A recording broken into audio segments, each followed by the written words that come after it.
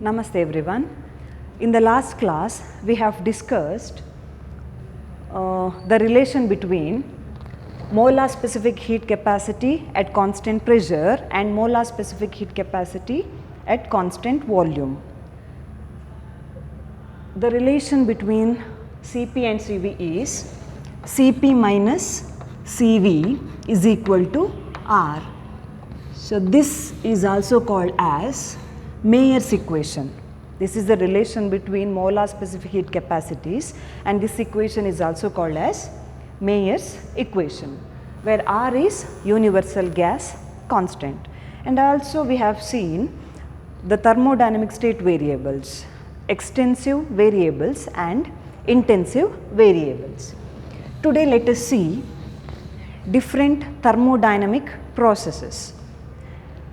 Let us consider a quasi-static process.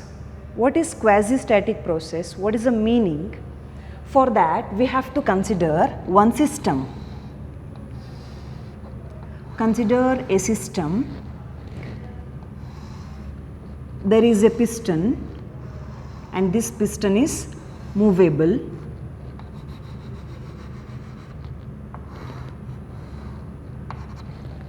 Inside the system we have gas. So, the thermodynamic state variables or the parameters which characterize the system, pressure, volume and temperature, let P1 be the initial pressure of the system. So, inside the system we have gas and the pressure inside the system, let it be P1. Volume of the system, this is called volume of the system, and V1 is the volume of the system, and inside the system we have particular temperature and the temperature is denoted by T1. So, P1, V1, T1, they are nothing but the thermodynamic state variables which characterize the system. When we supply heat energy, what happens? The gas molecules absorb the heat energy, their energy increases. As a result, they apply force on the piston. All the molecules move randomly around the system and they apply force on the piston. When they apply force on the piston displaces or the piston moves in the forward direction. The piston comes here, you just imagine that this is the new position of the piston. So, this is the new volume of the system. V2 is the new volume and V1 is the initial volume. This state, after this point it is not supposed to move further. So, at this point, so V1 is the initial volume of the system before expansion. Since there is increase in volume of the system, we call this as expansion. So, this is the final volume. V1 is the initial volume of the system, V2 is the final volume of the system. At this point, volume increased, so V2 is the volume, P2 is the new pressure. When volume of the system increases, pressure decreases. So, P2, V2 are the new pressure and volume, T2 is the temperature.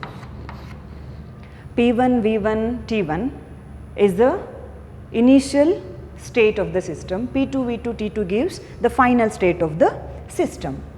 If the process is a fast process or if we are considering fast expansion, when we apply heat energy, molecules get energy, they apply force on the piston, piston moves in the forward direction, there is increase in volume of the system, pressure decreases. So, P1, V1, T1 and P2, V2, T2 characterizes the system.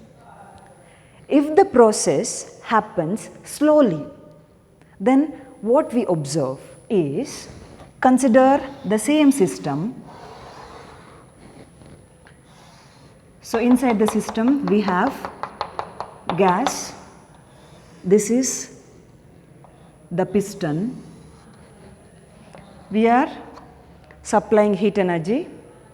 Molecules absorb the energy and they start to apply force on the piston. But what we have did here is we have placed some weights on the piston so that on the application of force this piston will not move in the forward direction because we have placed some weights here. So, the initial pressure, volume and temperature P1, V1, T1 gives the initial pressure, volume and temperature of the system before expansion. Now, I will remove one of the weights here.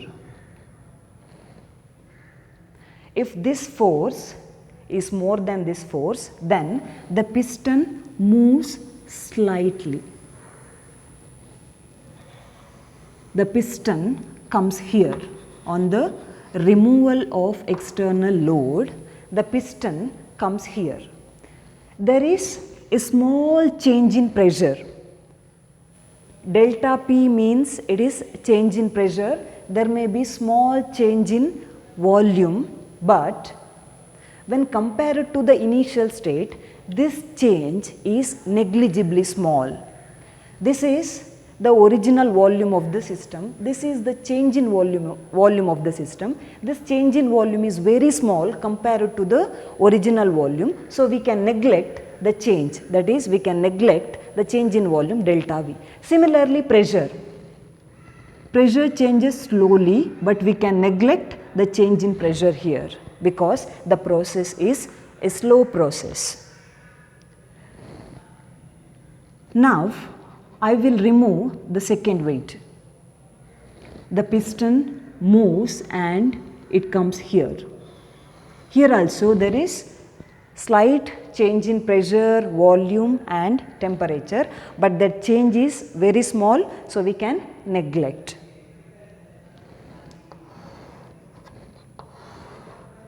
If I remove the final weight,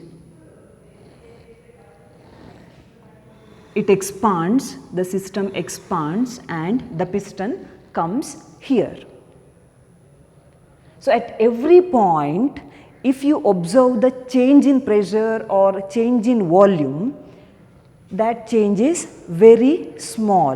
So, this slow process, quasi-static process means it is an infinitely slow process in which system remains in thermodynamic equilibrium condition with the surrounding. Now, what is thermodynamic equilibrium condition? A system is said to be under thermodynamic equilibrium condition if all the thermodynamic state variables, that is pressure, volume and temperature, all the variables do not change with respect to time, then only we can say that the system is under thermodynamic equilibrium condition. If temperature of the system is same, then we call that system as thermal equilibrium. If all the thermodynamic state variables are same, then we call this state as thermodynamic equilibrium state. Here the process is infinitely slow, therefore the change is very small. If we neglect the change, we can say that, then we can say that the system is under thermodynamic equilibrium with the surrounding throughout. Throughout, the system is in thermodynamic equilibrium with the surrounding. Here we are considering only the initial state and the final state. We are not considering the intermediate state. During expansion, here we are observing during expansion what happens to the system. During expansion, there is slight change in pressure, there is slight change in volume, but at every point that change is very small. If we neglect the change, then the system is said to be under thermodynamic equilibrium with the surrounding. So, this slow process is called as quasi-static process. Pressure versus volume graph. If I draw a graph where I am taking pressure and volume. So, along x-axis I am taking volume and along x-axis pressure. During expansion,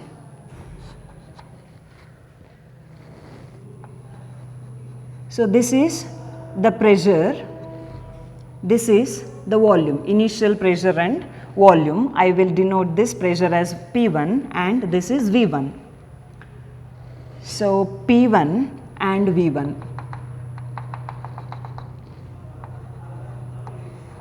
So, this is P1 V1. After expansion, volume of the system increases. Expansion means there is increase in volume of the system. So, volume increases. What happens to the pressure? As volume increases, pressure decreases. So, the pressure decreases. Now, the new state is represented by this point. This gives P2 V2.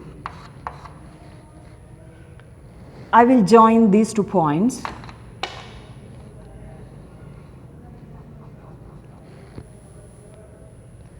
P1 V1, initial state is thermodynamic equilibrium state. Final state, after reaching the final state, the system is said to be under thermodynamic equilibrium condition, because after this point pressure, volume will not change.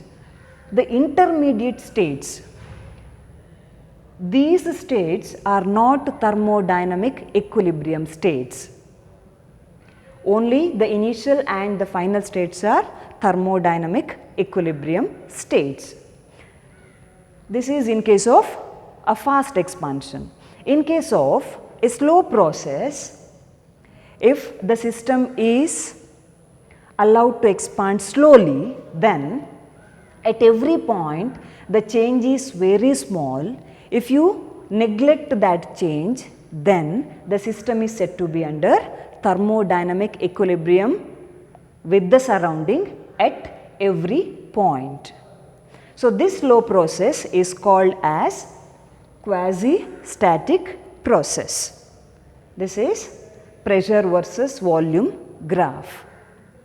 As pressure increases, volume decreases, or as volume increases, pressure decreases.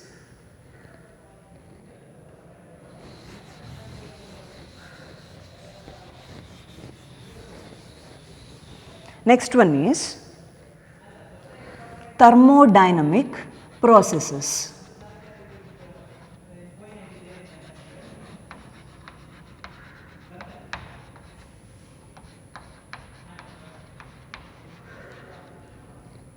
Thermodynamic process. We know that in a system there is change in pressure, there is change in volume, there may be change in temperature. According to the changes in parameters, we have different processes, and the first one is isothermal process.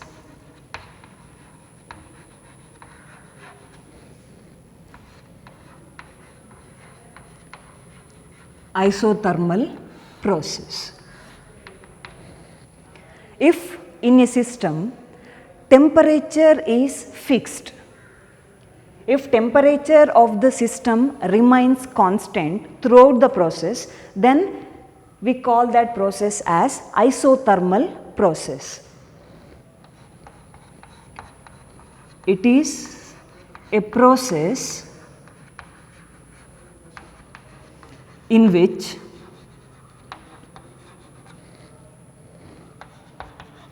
temperature of the system, a process in which temperature of the system remains constant. If temperature of the system remains constant throughout the process, then we call that process as isothermal process. As the name itself indicates, iso means same, thermal temperature.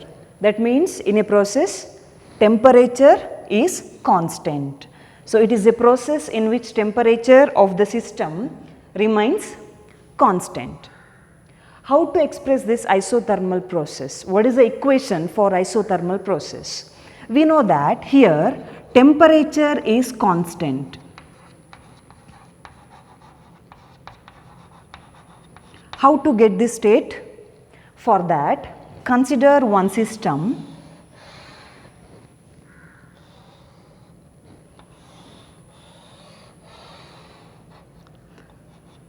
So, here we have a container, this is wall of the container.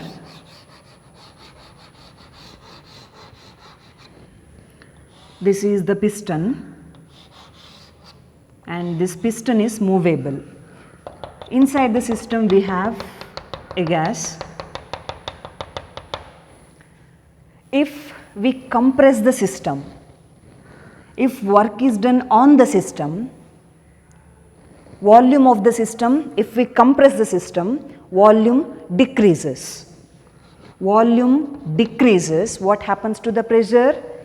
Pressure increases. Pressure increases, volume decreases. Molecules may collide with each other, there is increase in temperature or heat. Here we have placed one diathermic wall. Diathermic wall or conducting wall. When temperature of the system increases, this diathermic wall, conducting wall, always allows heat energy to pass through. So, the heat energy is released, the excess heat energy is released to the surrounding and temperature of the system remains the same. If we still compress it, again there is increase in pressure, there may be increase in temperature, heat energy increases inside the system. So, this diathermic wall releases excess heat energy to the surrounding and the system again comes to isothermal condition. That means temperature of the system always remains constant. Temperature of the system always remains constant. And the process in which temperature of the system remains constant is called as isothermal process, and this process is a slow process. Isothermal process is always a slow process. And now let us see what is the expression, how to express isothermal condition. We know that in isothermal condition temperature of the system is constant. If temperature of the system is constant, then how pressure and volume are related? At constant temperature, pressure is inversely proportional to volume. This is nothing but Boyle's law. In Boyle's law, if temperature T is constant, then pressure is inversely proportional to volume. That means as pressure increases, volume decreases, or if there is increase in volume, there is decrease in pressure. So, they are inversely proportional. P is equal to some constant into 1 by V, or PV is equal to constant. This is the expression for isothermal process. For isothermal process, PV is equal to constant.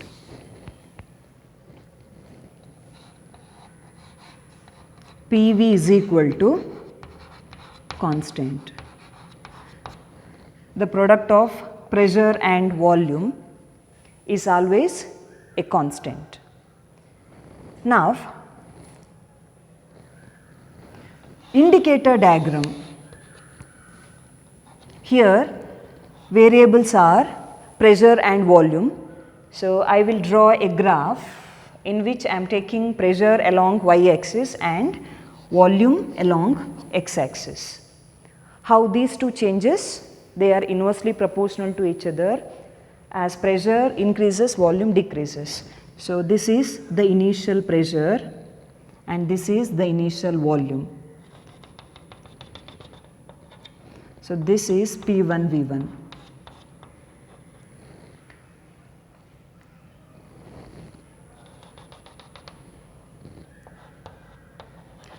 In case of expansion, there is increase in volume of the system. So, this is increase in volume of the system. This is the initial volume, this is the final volume, there is increase in volume of the system. As volume increases, pressure decreases. So, this is the new state P2 V2. So, this graph represents isothermal process in which temperature of the system remains constant. The area under the graph, I will check the area under the graph. This area under PV graph gives the work done. How much work is done during this isothermal process, that we can find out by calculating area under the graph. Now, we have to apply first law of thermodynamics to this process, isothermal process. According to first law of thermodynamics, we know that delta Q is equal to delta U plus delta W. Heat energy absorbed by the system is used to increase the internal energy of the system and to do the work. And also we know that delta W is equal to P into delta V. So, delta Q is equal to delta U plus P into delta V. This is the expression for first law of thermodynamics.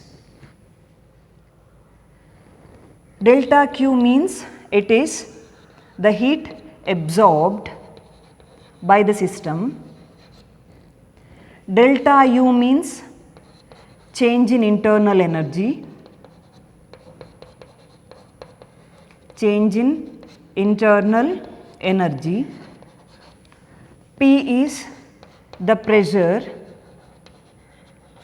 and delta V is the change in volume. This is the change in volume. In isothermal process, we know that temperature remains constant. Internal energy of the system depends only on temperature. If there is increase in temperature of the system, there is increase in internal energy. If the temperature of the system remains constant, then internal energy of the system also remains constant. There will not be any increase in internal energy of the system if temperature of the system remains constant. Then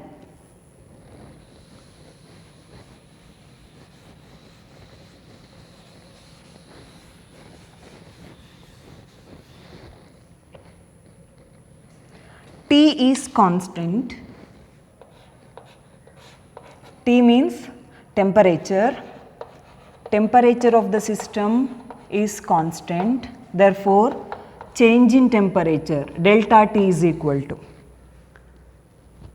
delta T is nothing but the final temperature minus initial temperature. Always how to calculate the change? Final temperature minus initial temperature. If the final temperature and initial temperature both are same, then Tf minus Ti is equal to 0. That means there is no change in temperature, that is delta T is equal to 0. If T is constant, then internal energy of the system U is also constant because U depends only on temperature. Change in internal energy delta U is also is equal to 0. This is only when temperature of the system remains constant. By first law, delta Q is equal to delta U plus delta W. Delta U is equal to 0. So, this is 0. delta Q is equal to delta W. Delta Q is equal to delta W. This means all the heat energy absorbed by the system is used to do work. All the heat energy which is absorbed by the system is used to do work, because there will not be any change in internal energy, because temperature of the system is constant. All the heat energy is used to do work. So, heat absorbed is equal to work done. Now, we have to calculate how much work is done during isothermal process, or how much heat energy is absorbed by the system during isothermal process. How to calculate this work done? We know that work done delta W is equal to P into delta V. Delta W is equal to P into delta V. Delta W is the work done in moving the piston, P is the pressure, delta V is the change in volume of the system. We have to calculate what is the work done during isothermal process. During isothermal process, this is the heat energy, there are gas molecules inside the system, this is the piston. When the gas molecules push the piston in the upward direction, the piston, you just imagine that the piston moves here, or it comes here. So, this is change in volume delta V. This is the initial volume, this is the final volume. So, final minus initial gives you the change in volume. Whenever there is change in delta V, there is some work, that is delta W. This work done is delta W1. I will denote this work done as delta W1. If there is increase in volume further, now this is the new volume, this is the initial volume, final minus initial gives you the change in volume. So, this is delta W2. That means delta W1 is the work done by the gas molecules in moving the piston from here to here. Delta W2 is the work done by the gas molecules in moving the piston from here to here. Delta W1 may not be equal to delta W2. This delta W1 may be greater than delta W2, or this delta